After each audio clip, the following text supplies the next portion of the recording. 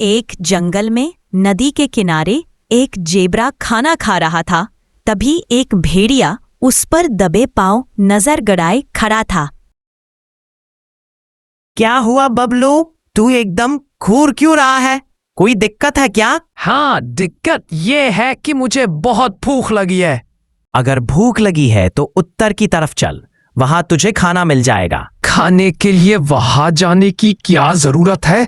तू तो मेरा खाना ही है। वैसे तुझे शेर सिंह का आदेश नहीं पता क्या? इस इलाके में कोई भी जानवर किसी कमजोर प्राणी का शिकार नहीं कर सकता। मैं किसी ही शेर सिंह के आदेश को नहीं मानता। हिम्मत है तो सीधे शेर सिंह के सामने बात करके देखा। उस शेर से क्या बात करनी है? वक्त आने पर उसे भी मैं धूल चटा दूंगा।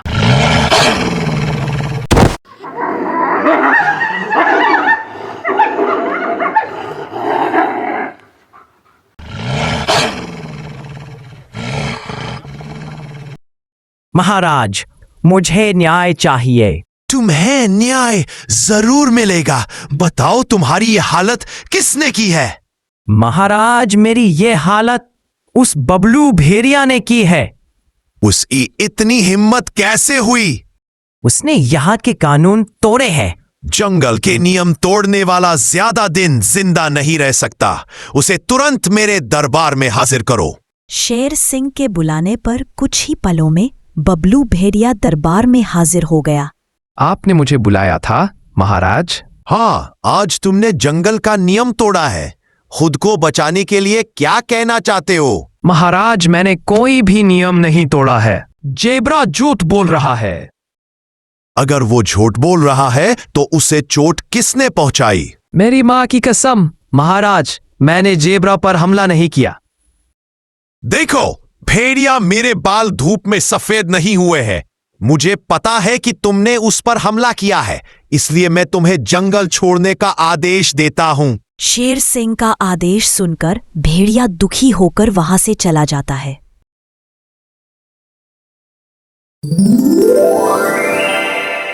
मैंने कानून तोड़ा और भेड़िया को सजा मिली। अब देखो, ये जंगल के सारे जानवरों को कितना नुकसान पहुंचाती हूँ। महाराज, आप चिंतित लग रहे हैं। हाँ, सोच रहा हूं कि भेड़िया को सजा देकर मैंने कोई गलती तो नहीं की। महाराज, मुझे लगता है भेड़िया बहुत ही वफादार है। वह आपके नियम नहीं तोड़ सकता है। महाराज, अगर उसने नियम नहीं तोड़े तो यह पता लगाना जरूरी है कि जेब्रा पर हमला किसने किया। जासूसों को सक्रिय करो और पता लगाओ कि जेब्रा पर हमला कौन कर रहा था। हाँ महाराज, ठीक है। मैं एक इच्छाधारी बकरी हूँ। आप लोग 7 जन्मों में भी मुझे पकड़ नहीं पाएंगे। अगले दिन टिंकू बंदर पेड़ की डाल पर बैठकर फल खा रहा था। तभी पेड़ के पीछे से बकरी बाहर आई। अब देख मेरा कमाल।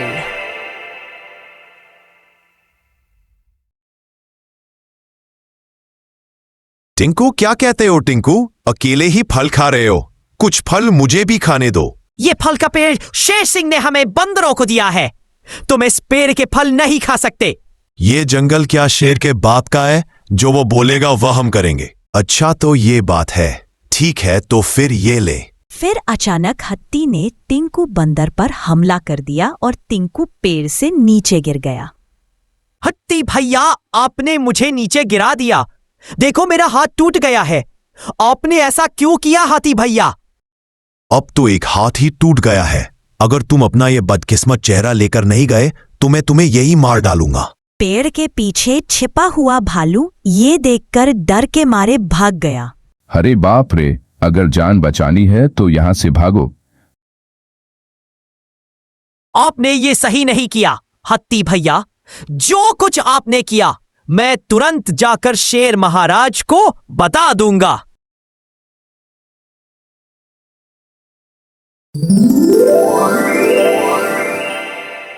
शेर, तुझे परेशान करने में मुझे बहुत मजा आता है। तू देखे जा आगे आगे मैं तुझे कैसे तंग करती हूँ।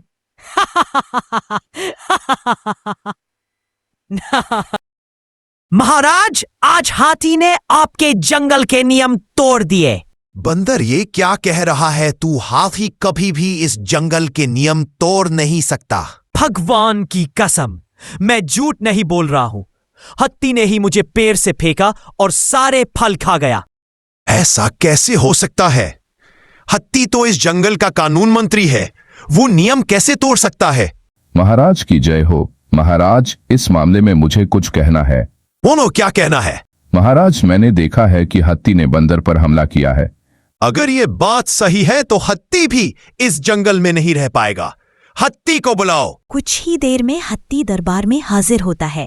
तूने कानून तोड़ा क्या? महाराज, मैं तो कानून का मंत्री हूं, मैं नियम कैसे तोड़ सकता हूं? ये झूठ बोल रहा है महाराज, मैंने अपनी आंखों से देखा है महाराज। उसने मुझे पेड़ से गिरा दिया और मेरे सारे फल खा गया। महाराज, आप मुझे अच्छे से जानते हैं। महाराज, क्या आपको लगता है मैं कानून तोड़ सकता हूं? यकीन नहीं हो रहा, लेकिन सबूत तेरे खिलाफ है, इसलिए तुझे भी जंगल छोड़ना पड़ेगा। आप जो कहेंगे महाराज, लेकिन जाते जाते एक बात बतानी है। जंगल में कुछ तो गड़बड़ है। बेगुनाह को दोषी ठहरा दिया जाता है और सजा मिलती है। हाथी दुखी होकर वहां से निकल गया। ये तो बस ट्रेलर है, फिल्म अभी बाकी है। शेर सिंह। अब जंगल में कानून तोड़ना बिल्कुल आसान हो गया था। शेर सिंह के पास रोज कोई ना कोई शिकायत लेकर आता था। अगले दिन एक लोमड़ी शेर सिंह के पास शिकायत लेकर आई। महाराज, इस लकड़बग्घे ने मेरा खाना बर्बाद कर दिया, अब मैं क्या करूं? नहीं महाराज, वो लोमड़ी झूठ बोल रही है। तभी वहां से एक खरगोश आता है और बोलता है, महाराज, लोमड़ी सच कह रही है और लकड़बग्गा झूठ बोल रहा है। इसका मेरे पास सबूत भी है। खरगोश की बात को सच मानकर तुम्हें जंगल से बाहर निकाल दिया जाता है। लकड़बग्घा दुखी होकर वहां से चला जाता है। रात को शेर सिंह अपनी गुफा में बैठा सोच रहा था। जब कोई जानवर शिकायत लेकर आता है तो गवाही देने एक जानवर जरूर आता है। ये क्या उलझन है? जिन जानवरों ने दरबार में आकर गवाही दी, मैं उन सब से मिलूंगा। फिर दूसरे दिन शेर भालू के पास जाता है और बोलता है, भालू, जब तू हाथी के खिलाफ गवाही देने आया था तो क्या सच में तूने बंदर को पेड़ से नीचे फेंकते हुए देखा था? हाथी के खिलाफ सबूत? महाराज, आप क्या कह रहे हैं? मैं तो कुछ दिन दादी के घर था, आज ही वापस आया हूं। मतलब उस दिन तूने हत्ती के खिलाफ गवाही नहीं दी थी? नहीं महाराज, उस दिन मैंने कोई गवाही नहीं दी थी। ऐसा लगता है हत्ती सच बोलकर चला गया और जंगल में कुछ गड़बड़ है। फिर शेर सिंह खरगोश को मिलने के लिए वहां से निकल गया। शेर सिंह, अब तू मुझे कभी पकड़ नहीं पाएगा। फिर शेर सिंह खरगोश से मिलने आया। खरगोश, सच में लकड़बग्घे ने लोमड़ी का खाना खराब किया था। महाराज, कौन सा खाना? और आप ये सब मुझे क्यों पूछ रहे हैं? मैं इसलिए पूछ रहा हूँ क्योंकि तेरी गवाही की वजह से मैंने लकड़बग्घे को जंगल से बाहर निकाल दिया है। आप यह क्या कह रहे हैं? महाराज, मैंने किसी के खिलाफ गवाही नहीं दी। ये सुनकर शेर सिंह हैरान रह गया। अगर तूने गवाही नहीं दी तो उस दिन वह कौन था? एक बात कहूँ महाराज, आप किसी मुश्किल से डर रहे हैं तो आपको तुरंत किसी बाबा को मिलना चाहिए। मुझे लगता है अब तो बाबा से ही मिलना पड़ेगा। बाबा की जय हो। आओ शेर सिंह, बोलो यहाँ क्यों आए हो? बाबा, पिछले कुछ दिनों से मेरे जंगल में अजीब गरीब चीजें हो रही है। तो फिर शेर सिंह ने बाबा को सारी बातें बता दी। सारी बातें सुनकर बाबा जी ने कहा, तुम्हारी बात सुन के मुझे सच में लग रहा है कि जंगल में कोई बुरी ताकत काम कर रही है। बाबा जी, कृपया मुझे इस मुसीबत से बाहर निकालो। इसके लिए मुझे ध्यान करना पड़ेगा। ओम हिम क्लीम चामुंडाय नमः। ओम हिम क्लीम चामुंडाय नमः। चमेली अपनी माँ के घर घास खा रही थी। तभी अचानक एक तेंदुआ वहां आ गया। अच्छा हो गया तुम लोग मुझे इधर ही मिल गए। क्यों? क्या हो गया? मुझे बहुत भूख लगी है। तुम्हें पता नहीं क्या कि यहाँ शिकार नहीं कर सकते? शायद तुम भूल गए हो, यहाँ शिकार करने के नियम बदल गए हैं। देखो, मेरी माँ बीमार है और मैं खुद भी कमजोर हूँ। महाराज ने कमजोर और बीमारों को शिकार करने से मना किया है। उसी समय शेर सिंह वहां आ गया। शेर सिंह को देखकर बकरी बोली, महाराज, ये तेंदुआ मुझे शिकार बनाने आया है। तेंदुआ, क्या यह सच है? हाँ महाराज, लेकिन मैं दोनों को मारने वाला नहीं हूँ। मेरी भूख मिटाने के लिए सिर्फ मैं एक को ही मारने वाला हूँ। देखो बकरी, अगर उसे तुम दोनों में से किसी एक को मारना है तो वो मार सकता है, यही नया नियम है। लेकिन महाराज, मेरी माँ बीमार है। ये तो और भी अच्छी बात है अगर वो बीमारी से मरे। उससे बेहतर है कि अभी मरकर तेंदुए का पेट भरने के काम आए। फिर शेर खान ने तेंदुए से कहा, तेंदुआ, तुम इसकी माँ को खाकर अपनी भूख मिटा सकते हो। तेंदुए ने जोर से छलांग लगाई और बकरी की माँ को मार डाला। तूने मेरी माँ को मारकर अच्छा नहीं किया। एक दिन तुझे इसकी सजा जरूर मिलेगी। मुझे धमकी मत दे, नहीं तो तुझे भी मारकर कच्चा खा जाऊंगा। चल भाग यहां से। मैं जा रही हूँ, लेकिन याद रखना, जिस दिन मुझे शक्ति मिलेगी उस दिन इस जंगल का सर्वनाश कर दूंगी।